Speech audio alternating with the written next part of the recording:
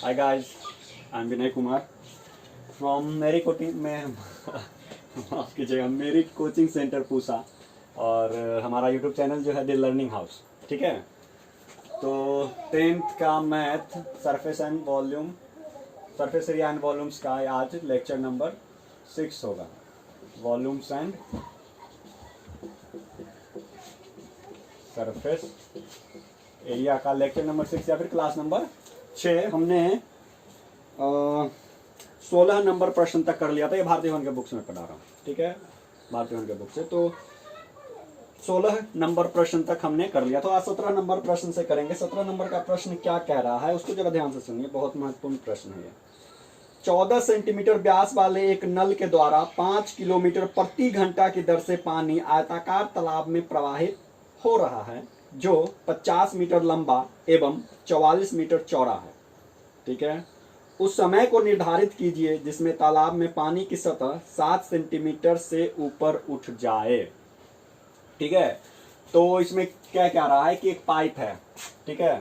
Pipe, पानी का pipe कैसा होता है? ऑब्वियस है, बेलनाकार होता है 100%। इससे पानी आ रहा है। कहाँ आ रहा है? तो एक टैंक है या तालाब है, देखने दीजिए। तालाब है, ठीक है। आयताकार एक तालाब है, इसमें पानी इससे आ रहा है, इससे पानी इसमें गिर रहा है। जिसका मेजरमेंट दिया, तालाब का मेजरमेंट है कि ये 50 मीटर लंबा है और चौड़ा कितना है? ये चौड़ा है 44 मीटर। 44 मीटर चौड़ा है, ठीक है। 44 मीटर चौड़ा है। और कह रहा है कि 5 किलोमीटर प्रति घंटा की दर से पानी आ रही है या फिर पानी आ रहा है। तो पानी के आने का जो वेग है वो दिया हुआ है, कितना है? 5 किलोमीटर प्रति घंटा। 5 किलोमीटर प्रति घंटा यानी 1 घंटा में पानी कितनी दूरी तय करती है? तो 5 किलोमीटर दूरी तय करती है, ठीक है। और पाइप का व्यास है कितना? 14 सेंटीमीटर। व्यास कितना है इसका? 14 सेंटीमीटर। तो इसकी त्रिज्या कितनी हो जाएगी? त्रिज्या हो जाएगी 7 सेंटीमीटर, ठीक है। यहां तक क्लियर है। अब देखिए, पाइप की लंबाई हमें नहीं पता है, यानी कि बेलनाकार जो पाइप है उसका ऊंचाई हमें नहीं मालूम है या फिर लंबाई नहीं मालूम है। तो क्या करेंगे इसके लिए? इसमें दे रहा है कि 5 किलोमीटर प्रति घंटा के स्पीड से पानी आ रहा है। इस बात को समझिए, 1 घंटा में कितनी दूरी तय करती है पानी? 5 किलोमीटर। 1 घंटा में 5 किलोमीटर दूरी तय करती है। तो हम मान लेंगे 1 घंटा के लिए, 1 घंटा के लिए बेलनाकार पाइप का को मान लेते हैं। तो कितनी दूरी हो गई? 5 किलोमीटर। यानी कि बेलन की ऊंचाई या फिर लंबाई पाइप की कितनी हो गई? 5 किलोमीटर। और इसी का हम इस्तेमाल करेंगे। अब देखिए इसमें क्या कर रहा है कि जब इसमें पानी गिरता है तो कितने समय में पानी का स्तर 7 सेंटीमीटर ऊपर उठ जाएगा? कितने समय में? यानी कि हमको ऊंचाई निकालना है पानी का, कितना? 7 सेंटीमीटर दिया हुआ है, 7 सेंटीमीटर दिया हुआ है, लेकिन कितना समय लगेगा ये निकालना है। तो क्या करेंगे हम लोग इसमें? सबसे पहले क्या करेंगे? 1 घंटा में पाइप का आयतन निकालेंगे। 1 घंटा में जितनी पानी आती है उसका आयतन हम लोग निकालेंगे। अब देखिए 14 नंबर प्रश्न है। 14 नंबर प्रश्न में क्या कह रहा है कि बेलनाकार पाइप है। तो बेलनाकार पाइप से 1 घंटे में प्रवाहित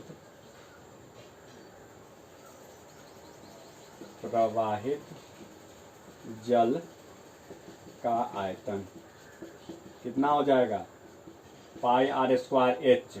तो पाई 22/7 आर स्क्वायर, आर कितना है? 7 का स्क्वायर, तो 7 इंटू 7। एच कितना है? 5 किलोमीटर। 1 घंटे के लिए ले रहे हैं हम लोग। तो ये कितना हो गया? ये 5 किलोमीटर। तो 5 किलोमीटर को अगर मान लीजिए कि हम मीटर में बदलते हैं या सेंटीमीटर बदलते हैं तो क्या हो जाएगा? सेंटीमीटर बदलने के लिए 5 किलोमीटर में कितने सेंटीमीटर हो जाएंगे बताइए?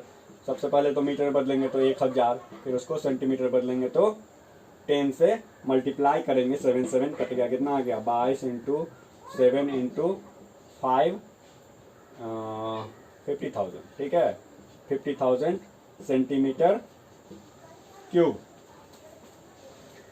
ठीक है, यहां तक समझ गए। अब देखिए अब क्या करेंगे, अब हम लोग निकालेंगे तालाब का आयतन।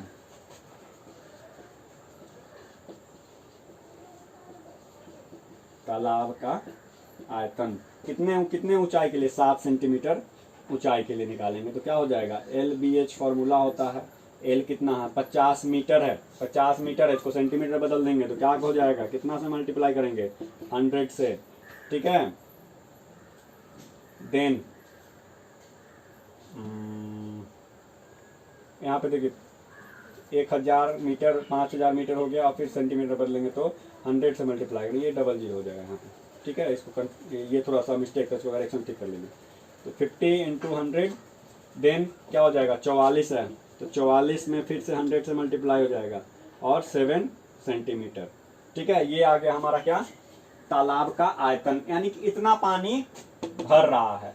1 घंटे में इतना पानी आता है, तो इतना पानी कितने घंटे में आएगा, ये हमें निकालना। बहुत आसान क्वेश्चन है, सिंपल है, बस कॉन्सेप्ट समझ में आना चाहिए। तो क्या करेंगे हम लोग, इसके लिए हम लोग लगाएंगे इसमें नियम, एक एक नियम के तहत लिखेंगे। देखिए कैसे लिखेंगे, तो 1 घंटे में देखिए 22 गुने 7 गुने 50,000 में 5 लाख। ठीक है, 5 लाख सेंटीमीटर क्यूब जल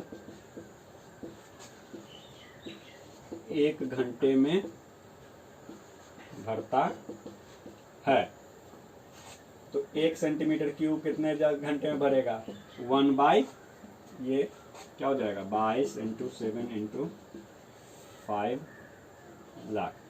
ठीक है, देन कितना सेंटीमीटर क्यूब कितने घंटे में भरेगा, तो 50 गुने 100 गुने 44 गुने 100 गुने 7 क्या हो जाएगा, सिंपली इसमें इसको मल्टीप्लाई कर देंगे।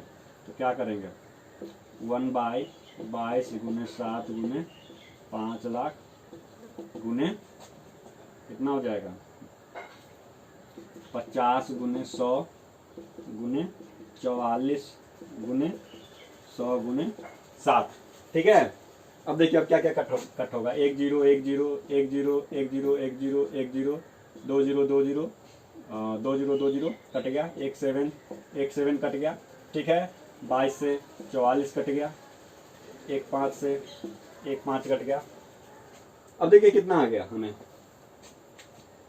कितना आ गया, यहाँ पे घंटा लिख देते। ठीक है, घंटा कितना आ गया, 2 आ गया, 2 गुने 1 आ गया, यानी कि कितना घंटा आ गया, यानी कितना घंटा आ गया, आंसर हमारा आंसर आ गया 2 घंटा। तो कुल मिला के 2 घंटे में तालाब में पानी का लेवल 7 सेंटीमीटर ऊपर चढ़ जाएगा, अगर 5 किलोमीटर प्रति घंटा के स्पीड से पानी प्रवाहित हो रही है तो। ठीक है, समझ गए इसमें कॉन्सेप्ट क्या लगाना था, हमने 1 घंटे के लिए पानी का आयतन निकाला। ठीक है, पाइप से, और फिर तालाब का आयतन निकाला 7 सेंटीमीटर के लिए, और फिर एक एक नियम से उसे सॉल्व कर दिया कि इतना पानी इतना सेंटीमीटर क्यूब जल 1 घंटे में भरता है, तो 1 सेंटीमीटर क्यूब जल कितने घंटे में भरेगा, और फिर जो तालाब में पानी है 7 सेंटीमीटर ऊंचाई के लिए, इतना सेंटीमीटर क्यूब जल कितने घंटे में भरेगा, this into this is equal to 2 घंटा। आप इसको यहाँ पे भी सॉल्व कर सकते थे, आप विद्यार्थी हैं तो आपके लिए बेहतर होगा कि आप इसको यहीं पे सॉल्व कर लीजिए, इसको भी यहीं पे सॉल्व कर लीजिए। ठीक है, और देन इसका इस्तेमाल हम लोग एक एक नियम का इस्तेमाल करेंगे, लेकिन सॉल्व करना जरूरी है। ठीक है, तो 2 घंटा हमारा इसका आंसर होगा। क्लियर है, ये बहुत टफ क्वेश्चन नहीं है, लेकिन समझने के लिए, कॉन्सेप्ट क्लियरिटी के लिए बहुत जरूरी था इस तरह का क्वेश्चन, और मुझे लगता है ये बहुत महत्वपूर्ण प्रश्न भी है। VBI बोर्ड मॉडल टाइप का ये प्रश्न है, ये प्रश्न आपको फंसा सकता है एग्जाम से। चलिए, तो इसको रहने देते हैं, यहीं पे हो गया खत्म ये 14 नंबर प्रश्न। अब चलते हैं हम लोग कहाँ, माफ कीजिएगा 17 नंबर प्रश्न है ये 17 नंबर था, 14 नहीं था, 17 था। अब हम लोग चलते हैं 18 नंबर प्रश्न पे, इसको निकाल लेते हैं। तो 18 नंबर प्रश्न में क्या कर रहा है, 3 सेंटीमीटर त्रिज्या वाले एक गोले को पिघलाकर 0.2 सेंटीमीटर व्यास वाला एक तार बनाया गया है, तार की लंबाई निकालिए। तो आसान क्वेश्चन है, तो वही फिर से आ गई बात आयतन को पिघलाने वाली। ठीक है, आयतन को पिघलाने वाले, एक शेप को बदल के पिघला के रूपांतरित करके दूसरे शेप में ढाल दिया जाता है, वही बात है फिर से। तो बहुत आसान प्रश्न होने वाला है। क्या कर रहा है, 18 नंबर प्रश्न है। 18 नंबर प्रश्न, 3 सेंटीमीटर त्रिज्या वाले एक गोले को पिघलाकर, एक गोला है इस तरह से, ठीक है, इसकी त्रिज्या है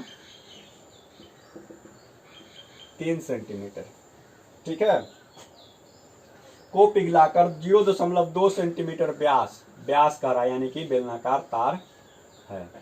तो व्यास कितना है इसका? इसका व्यास है हमारा 0.2 सेंटीमीटर, ठीक है, व्यास है 0.2 सेंटीमीटर। तो त्रिज्या क्या हो जाएगा? त्रिज्या हो जाएगा 0.1 सेंटीमीटर।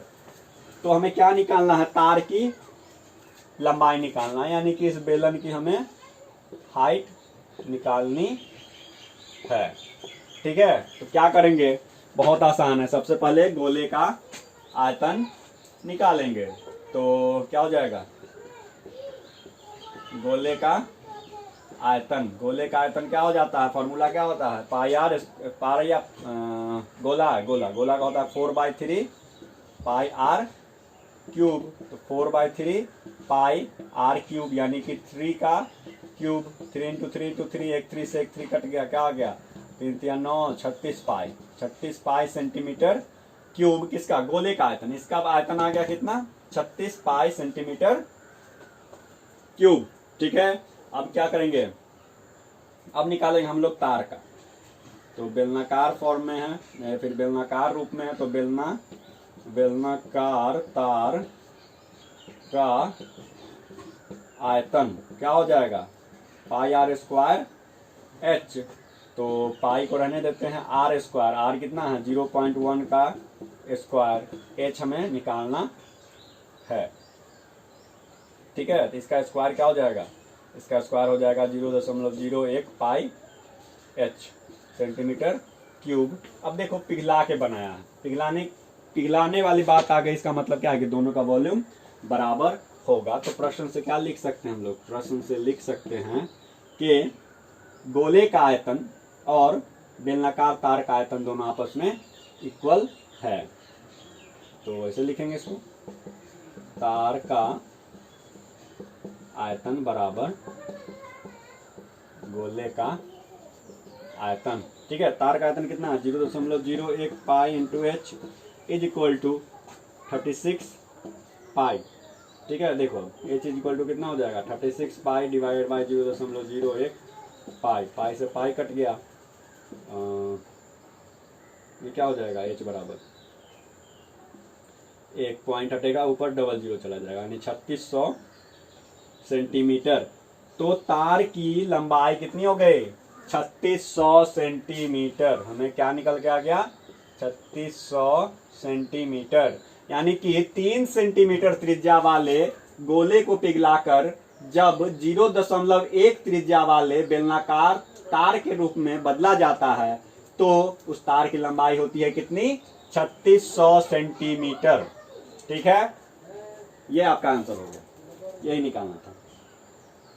चलिए, इसी प्रकार 19 नंबर प्रश्न है, उसमें कह रहा है कि शीशे के एक आयताकार ठोस की लंबाई 11 सेंटीमीटर, चौड़ाई 8 सेंटीमीटर और मोटाई 5 सेंटीमीटर है, उससे 1 सेंटीमीटर व्यास वाली कितनी गोलियां ढालकर बनाई जा सकती है?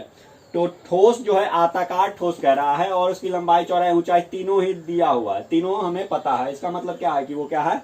घनावकार। इसे मैं थोड़ा सा आपको समझा देता हूं और आप इसे घर पे प्रैक्टिस करेंगे, ठीक है। देखिए, एक घनाव है, आयताकार ठोस लिखने का मतलब ही है कि घनाव है।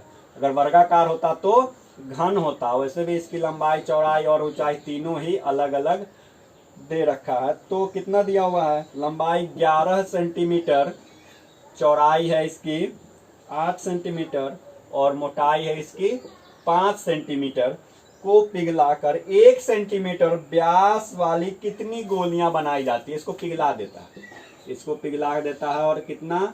1 सेंटीमीटर व्यास जो है इस गोले का कितना होता है? 1 सेंटीमीटर होता है। तो त्रिज्या कितनी हो जाएगी? 1/2 सेंटीमीटर, ठीक है।